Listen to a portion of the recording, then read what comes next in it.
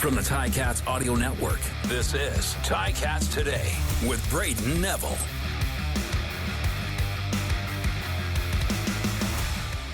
Hello and welcome to another episode of Ticats Today here on the Ticats Audio Network for this Wednesday, August the 2nd, 2023. I want to thank Louie B for holding it down for me on the show yesterday. Well, I got situated in my new place and I can now officially say I'm a Hamiltonian, moved into a new spot and been loving being in the city of Hamilton and looking forward to hopefully spending a long time here in the black and gold city with you crazy Ticats fans. So thanks again to Louie B for filling in yesterday.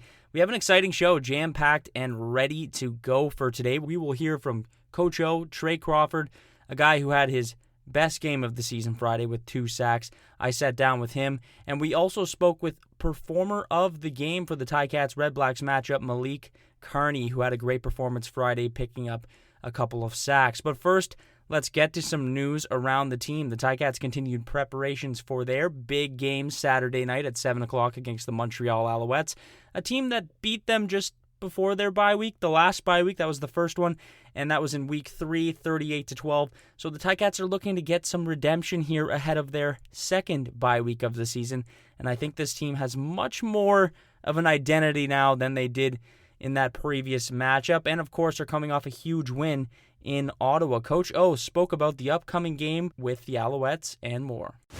Right, Coach Taylor Powell will be making that second start here of the season. What are you hoping he takes away from that first start he had and implements into this game? Yeah, in order to start a second game, you would have had to obviously have started a first one. So whatever experience he's gained, right, it was a different team that we played. I just think that, Taylor gets a chance it's another week to know that he's the guy. It's not going to be spot play or sneaks or specialized plays. It's a chance for him to know he's the guy. He's taken all the reps in practice, done a phenomenal job. So we'll see. We'll see what he's taken from the first game. I'm just hoping that he, takes care of the football, makes the throws that we're asking him to make, and other than that, be himself. And now, Cody Fajardo, you've seen that group and that offense in the last game. What are you hoping this defense is able to do to contain him here on Saturday? Yeah, Cody's, presents, a great challenge because, he has a great understanding of what Jason and what they're trying to do over there, first of all. And second, he's able to create, he's mobile. And so we're going to have to be aware of that. But at the same time, we got to execute the game plan that we're asking, our people to execute. So they do a great job of spreading the ball around, getting it to their playmakers, protecting him when they're taking their shots. And we just got to be aware of it. And obviously they can pound it when they need to and run the rock pretty good. So looking forward to this challenge. Now I'm going to be speaking to Tre Crawford after. He's obviously playing a much bigger role on that defense. Just what can you say about him and his emergence as a game breaker here on this defense? Well, we'll see. We want to see some consistency there. Like, he's got a tremendous motor and want to. He's bided lots of time in the waiting room. He's been up and down. He's kind of went through that roller coaster ride, which is tough. It's tough to be up and down when you want opportunity, and that's the beautiful thing is when you do get the opportunity and you're prepared for it and you make the most of it, that's very rewarding. So now it's about how consistent can we be. That was Coach O following today's practice at Tim Hortons Field. Malik Carney was a guy the Ticats relied on heavily during the game with the Red Blacks, and he was all over Dustin Crum and is probably still in the Red Blacks QB's nightmares. I spoke to him today about the big game last week and how he plans to keep that going Saturday against the Owls. Malik, quite possibly one of your best games of the season on last week.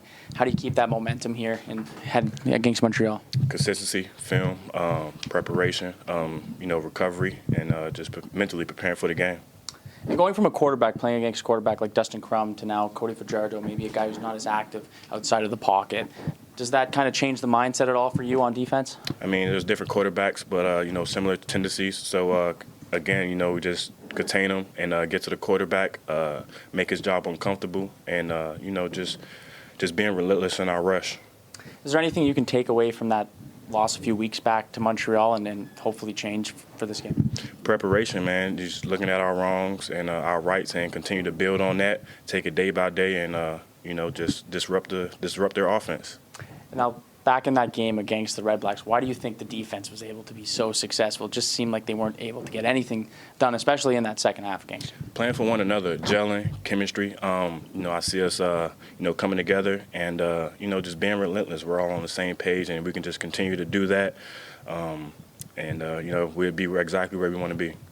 That was Malik Carney coming off a 2-sack performance, just like the next player I spoke to, Tre Crawford. Tre was another guy causing problems for the Red Blacks offense all night long. Tre might not be the guy you see in the media a whole lot, but he's a guy who quietly does his job night in and night out, and he's starting to get a lot more faith from his coaching staff and getting a lot more minutes on this Ticats roster. I spoke to him about stepping up on defense, the season he's been having, and the upcoming game with the Owls. All right, so joining me now is Tre Crawford. Tre, it seems like you've been coming into your own the last few games. You've been getting more minutes out in the field. You're making a lot of game-breaking plays, especially last game with the 2 sacks. Just why do you think you've been able to kind of come into a zone here and be more relied upon on that defense? Well, I just feel like our coaches put us in a great position to make plays. And, we play together as a defense. So when we hold each other accountable, it just makes it easy for all of us to make plays, just all playing hard together. Now, 2 sacks last game, so it's a big game, right? And a lot of people you're going to get a lot more eyes on you if you do stuff like that. Why do you think you were able to be so successful and to sack a quarterback that hasn't really been that easy to sack this season in Dustin Crum? Yeah, we just had a great call. Like Coach called a great call for us to go out there and execute. Everybody was dialed in on the field. I just happened to be the one to come free. I seen the lane, and I just, took my shot, got him on the ground, so that was exciting. But we just all tried to play hard together, and I just ended up coming free with that, so that was exciting. Now, what were the guys saying on the sideline when you got number 2? Oh, man, it was just so exciting for me. It's just exciting when you can make plays for your teammates because, we all work hard together. So, when one of us make a play, we try to celebrate together, and it's really fun when one of us make a play, and you just get that love from your teammates. It's a really good feeling. It seemed like the defense was just hungry last game. Like, it was just – like, everyone was just a dog in that game. You know what I mean? Like, it seemed like they weren't able to get anything done, and it was just one of those games where you were just in the zone. What did you notice about the defense that might have been a little different, maybe switched up in that game? We just tried to keep each other fired up. Tried to keep each other dialed in. We were just communicating a lot on the sidelines, just really trying to communicate a lot on the field, talking to each other pre-snap, and it just showed like we wanted to go out there and execute for each other. So now I want to go back in time a bit for Ticats fans that might not know the story of how you came to Hamilton or how you came to the CFL. So. Yeah. Following your journey in college football, at what point did you hear about the CFL and think of it as an option for yourself? So coming out of high school, I wasn't recruited at all. So I knew I wanted to play at the next level, so I had to take the junior college route. I kind of just got looked over, really. I didn't get the looks I wanted. So, I went through JUCO 2 years, and I got one offer from UAB, and I took that offer, and I went to UAB, had a decent junior year, and I played well my senior year. Played well enough to where I got an opportunity with the Atlanta Falcons. Okay. Got released, and after that, got signed to Denver, the Broncos, and I got let go before I even hit the field. The COVID, it was 2020, so tough year to be doing that. Yeah, man. So really, I was just training for 2 years every day, just waiting on an opportunity, and I got a call from the team with now, the Ticats, and I just couldn't pass it up. I was so excited to come up here, and it's just been a blessing to be up here with all the coaches. I love it. Now, when you came to Canada, had you spent much time in Canada previous to that? No, I really didn't know nothing about Canada, bro, to be honest with you. I had really not known anybody. That was in the CFL. I had a teammate that came up here that played for Saskatchewan, but that was about it, bro. Like, I really didn't know nobody, but when I came up here, I was surprised at how, fun the game was. Yeah. And, so it was exciting. What was there like? Was there any like moment where you're like, what is that? Like a culture shock? Like, oh, yeah. Like, at first, when I first got up here, bro, the waggle, like just seeing the waggle, and it's, CFL's a lot of movement pre-snap, the yard off the ball, of course. And just, it's just a little bit different than American ball, but it's exciting, bro. So, like, I can't lie, it kind of took me a little bit to adjust to the style of play just 'cause I never seen nothing like that.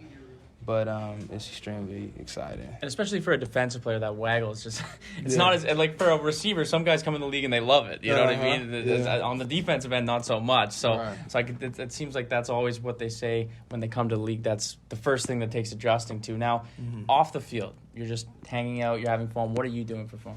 Usually I'm spending time with my girlfriend and my child. We got a baby girl now, Milani, that's 4 months. Oh, wow. Congratulations. So, thank you, bro. I try to spend a lot of time with them. We kind of just go hang out. I don't really go out too much, but if we do, we'll go out in nature or something by the water, go grab some food. But, I like to spend that time with my family. I really enjoy it. And how have you been adjusting to the city? How do you enjoy Hamilton and getting to the city? It's a great city, bro. I feel like it's been a lot of development out here. It's like it's growing. It's man. growing like crazy. It's exciting.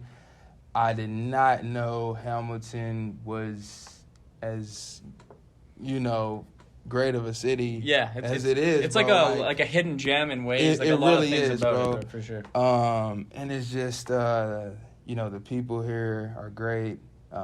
If they see you with a Ticat shirt on, man, you know what I mean? Like you go into the grocery store and you wearing that Ticat shirt, it's it's exciting for them to see. But it's the food out here is great. It's a lot of water. It's a hidden gem, really. Coming from the South, like, we don't really know too much about the Canada area like Hamilton, but, man, it surprised me how cool it was when I first got up here. And you've gotten to experience a lot of cities. Your favorite city on the road, if you had to choose. I know you don't spend much time exploring the cities, but if you had to pick one of the Canadian cities on the road that's your favorite to visit, which one would it be? So far I've only been to Montreal and Ottawa. Okay. And both cities are pretty unique. Ottawa being the capital of Canada. It's a pretty cool city. Montreal, pretty cool city. It's like, like I only been to those two places. So you're still exploring. Yeah, so I'm still exploring. But, man, it's really been a blessing to see, how different the cities are, though. Very different, It's very different. When we were in Ottawa last week, it's just it's pretty cool to see, like, how everything is, different, especially coming from the States. It's like, wow, it was beautiful. That's what I'm originally from, just outside Ottawa in the Ottawa Valley. So that's kind of like that's my area somewhat over there, but it's beautiful and good food. What you say, good food. Honestly, I think everywhere you go, for some reason in the cities around, there's always good food, but Hamilton's one. I've been kind of just starting to experience the restaurants and all that, man. There's some crazy restaurants here, man. Now, going forward, you have the Alouettes coming up this weekend. What do you do to continue the play you've been having and just have a game like you've been having last game or in the last couple of games? We'll just what we've been doing, just trusting each other, trying to play hard for each other. And executing what's called. They're a talented team. We got to come out focused and just try to play hard for each other. That was Tre Crawford. Big thanks to him, Malik, Carney, and Coach O for being on the show today. And just a little bit of news before we go. Just announced 2 Tiger Cats have been announced on the monthly honor rolls here for the CFL. And first of all, we have running back James Butler, who was named for the month of July. So a big congratulations to JB. He had an excellent month of July. He's been excellent all season long, and he's looking to continue that strong play here heading into August. And, of course, we had Brandon Revenberg, the big old lineman. He had a huge month, and both of those guys got honors today by the CFL in that new PFF system. So congratulations to those two. Big honors for both of those guys. Now, that's all the time for me today. I want to thank you for listening to Ticats Today.